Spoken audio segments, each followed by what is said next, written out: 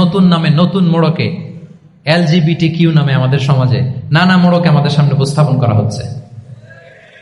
শুনেছেন না এগুলো? আপনারা নাম শুনেছেন? এই যে ট্রান্সজেন্ডারিজম, নাম শুনছেন না?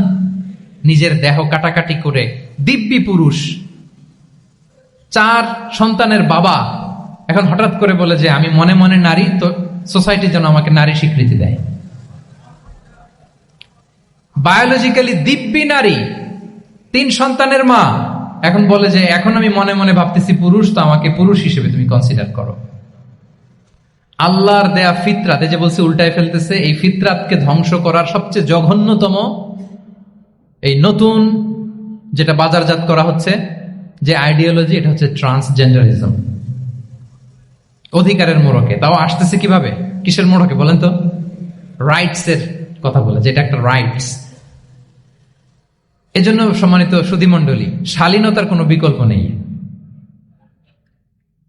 If you want to take care of yourself, if you want to take care of your family, your society, you have to maintain modesty.